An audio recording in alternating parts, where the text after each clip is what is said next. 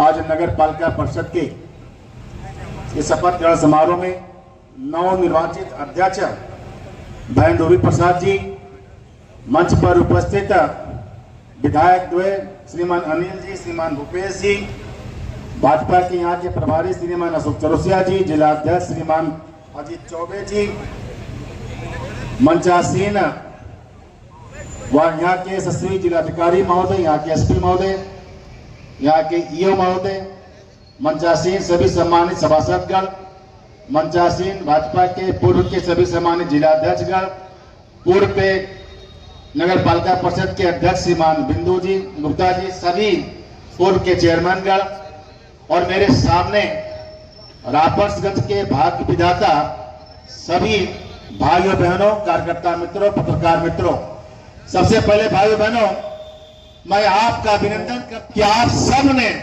संघीय ढांचा इस चुनाव में कमल का फूल खिला करके रूबी प्रसाद को विजयी बनाया है। मैं आपका अभिनंदन करता हूं, वंदन करना चाहता हूं।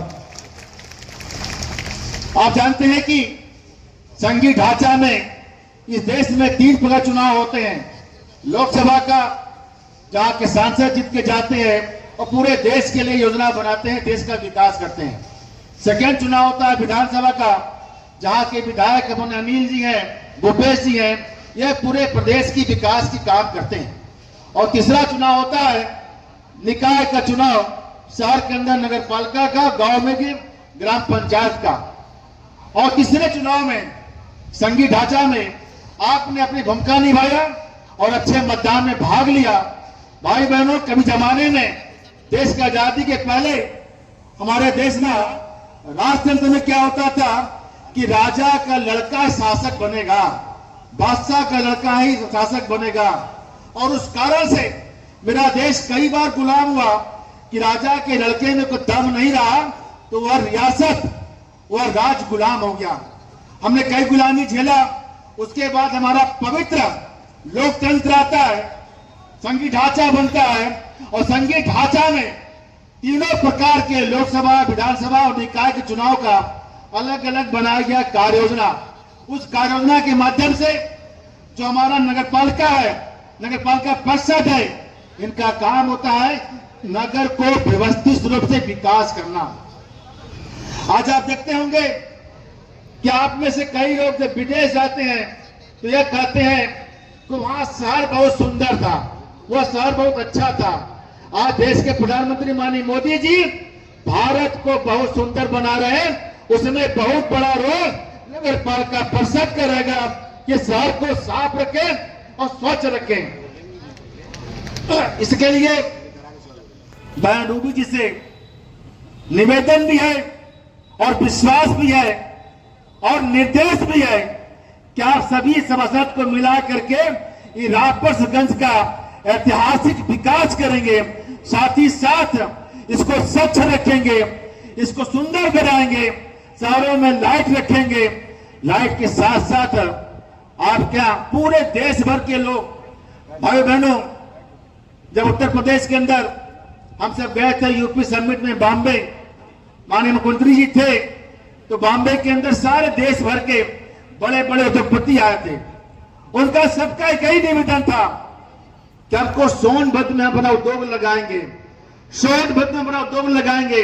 सोनभद्र की पूरे देश में डिमांड है, तो हम सबकी जिम्मेदारी होती है कि सोनभद्र को, रापर्सगंज को सुंदर बनाएंगे, अच्छा बनाएंगे और लोग यहाँ पर देखने के लिए आ रहे हैं। बगल में बनारस है, वहां टूरिस्ट आते हैं, लेकिन टूरिस्ट बनारस से वापस चल जाए यह ठीक नहीं है। टूरिस्ट आ करके रापर्सगंज में 2 रात रुके, जो है कि प्राकृतिक छटा है उसको एंजॉय करें। इसके लिए हमारा प्रयास होना चाहिए कि सोनभद्र का और रापर्सगंज का हम विकास करेंगे। सरकार संकल्पित है, चाहे देश के प्रधानमंत्री माननीय मोदी जी हो, चाहे प्रदेश के मुख्यमंत्री माननीय योगी जी हो, यह दोनों लोग सारे लोग रापर्सगंज के लिए, सोनभद्र के लिए फंड देने को तैयार हैं। हमें केवल प्रस्ताव बनाना है। यहाँ के अधिकारियों से मेरा आग्रह है कि आप प्रस्ताव बनाइए, पैसा हम लाएंगे और तय करिए कि हमारा उत्तर प्रदेश में सबसे सुंदर नगर पालिका परिषद कहीं होगा तो रापर्सगंज का होगा। ऐसा आपका संकल्प होना चाहिए। ऐसा प्रयास करना चाहिए। पूरे 5 साल की कार्य योजना बना करके कौन सा काम त्वरित है, कौन सा काम बाद का है, वो पूरा विकास का बनाया जाए। जितने हमारे यहाँ के जितने सभासद, उनसे मेरा आपसे आग्रह है कि दल गठ से उठ करके, आप लोग अलग दल से होंगे, लेकिन आप प्रयास करना चाहिए कि पूरे नगर पालिका में हम सब मिल करके जो हमको जिम्मेदारी मिली है उसका निर्वहन करेंगे। दल गठ से हट करके हम अपने पूरे रापण दल की भूमिका निभाएंगे। यही मेरी आपसे अपेक्षा है। आप सबका ढेर सारा अभिनंदन है। एक बार पूरा आप सब जनता जनार्दन का अभिनंदन करता हूं कि आपने योगी मोदी में विश्वास व्यक्त करते हुए पुनः यह कमल का फूल खिलाया। आपको बहुत धन्यवाद, बहुत अभिनंदन।